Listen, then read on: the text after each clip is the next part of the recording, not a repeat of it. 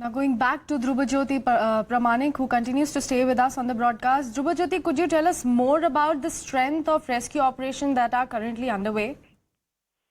Yeah, okay, fine. So according to the SOP laid down by the Indian Railways, relief train with doctors and the rescue team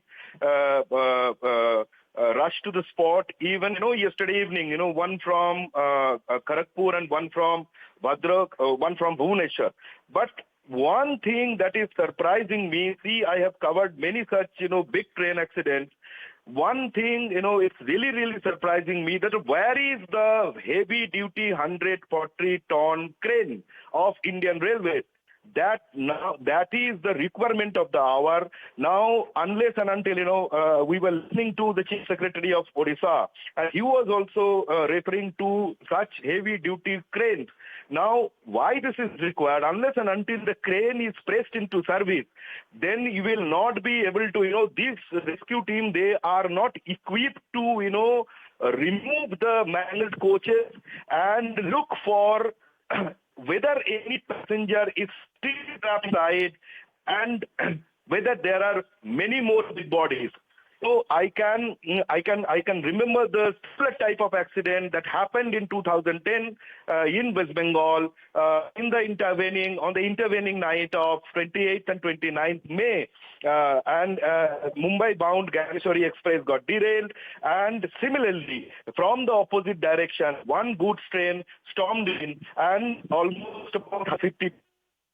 But what we saw there very quickly, the railways could arrange this, heavy-duty 140-ton crane, and the debris were, removed, the mangled coaches were removed, and the trapped passengers and the dead bodies could be rescued very quickly.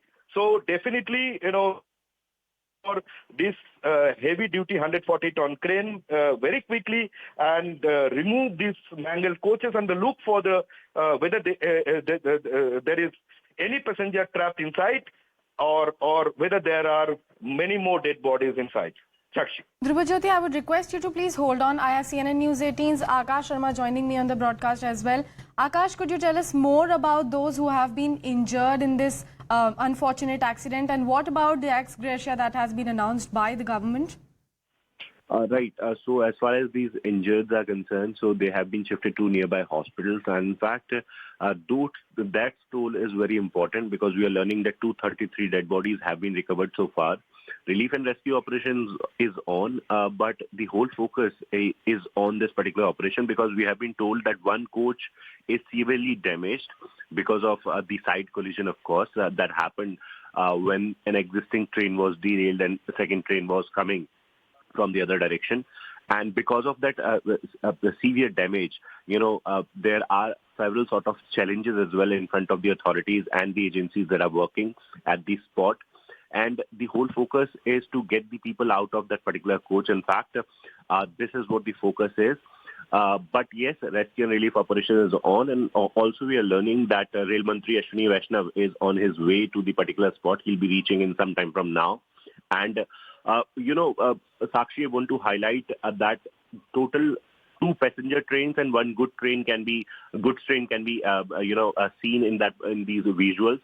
This was a horrific accident in fact, and more than 233 is what we are assuming that the number can go because in fact the chief SECI of the particular state is highlighting that 233 is what the number is the number that bodies have been recovered, but it can go higher.